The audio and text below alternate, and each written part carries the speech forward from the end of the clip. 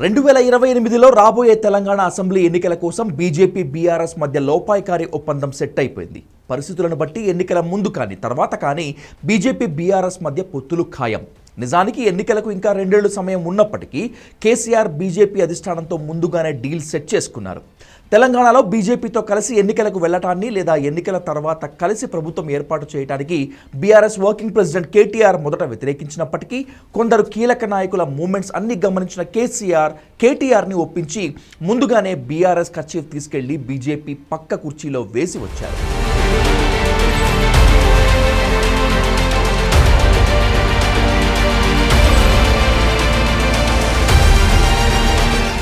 రెండు 2028 తెలంగాణ అసెంబ్లీ ఎన్నికల్లో కాంగ్రెస్ మళ్లీ అధికారంలోకి రావటం అసాధ్యమని తేలిపోయింది.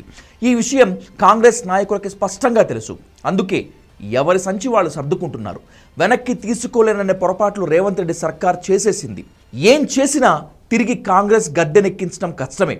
అయితే కాంగ్రెస్పై తెలంగాణలో ఉన్న వ్యతిరేకత బీఆర్ఎస్కి మాత్రం పూర్తి అనుకూలంగా మారటం లేదు. కేటీఆర్, హరీష్ రావులు నిత్యం జనంలో తిరుగుతూ సీఎం రేవంత్ రెడ్డిని టార్గెట్ చేస్తూ కాంగ్రెస్ని ఎండగడుతున్నప్పటికీ బీఆర్ఎస్ గ్రాఫ్ సూపర్గా పెరగటం లేదు.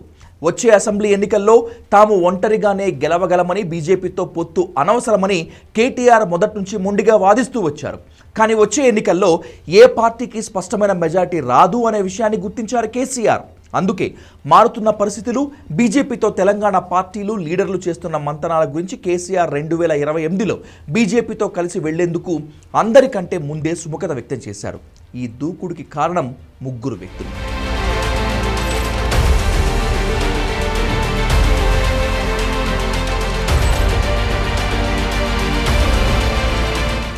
ఒకరు తెలంగాణ సీఎం రేవంత్ రెడ్డి.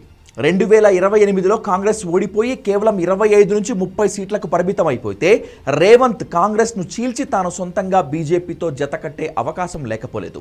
మహారాష్ట్రలో, అస్సాంలో బీజేపీ ఇలాగే కాంగ్రెస్ నేతల్ని పార్టీలోకి లాగి ప్రభుత్వాలను ఏర్పాటు చేసింది. ప్రధాని మోదీ హైదరాబాద్ వచ్చినప్పుడు మనం కలిసి పనిచేయాలి అంటూ సీఎం రేవంత్కి సూచించడం జనంలో కొత్త అనుమానాలు రేకెత్తించింది.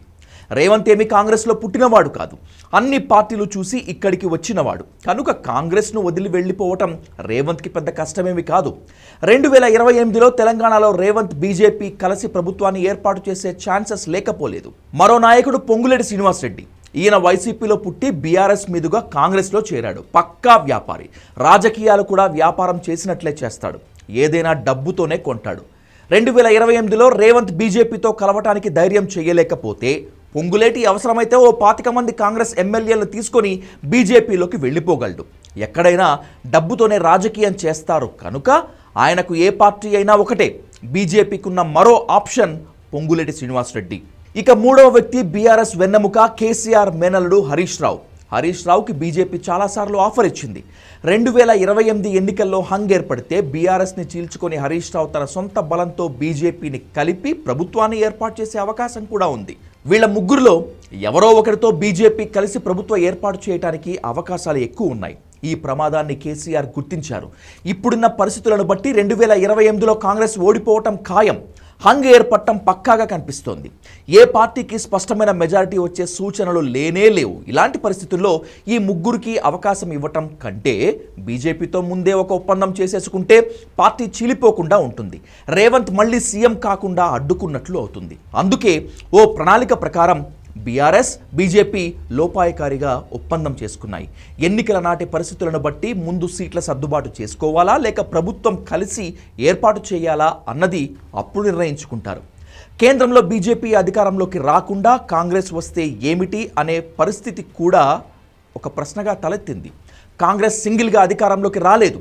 కూటమిలో అధికారంలో రావాల్సి ఉంటుంది. కానీ తెలంగాణలో ఓడిపోవటం మాత్రం పక్కా. అందువల్ల తాము రాష్ట్రంలో బతికి ఉండాలంటే బీజేపీతో పొత్తుకు వెళ్లడమే మంచిదని కేసీఆర్ డిసైడ్ అయ్యారు. అందుకే ఆ ముగ్గురు కంటే ముందే నిర్ణయం తీసేసుకున్నారు. బీజేపీని కలుపుకోవటంలో ఆలస్యం చేస్తే రేవంత్ కాంగ్రెస్కి గుడ్ బై చెప్పి బీజేపీతో చేతులు కలిపితే రాజకీయంగా తాము సమాధి అయిపోతామని కేసీఆర్, కేటీఆర్ గుర్తించారు. అందుకే ముందు జాగ్రత్తగా బీజేపీతో ఒప్పందం చేసుకున్నారు.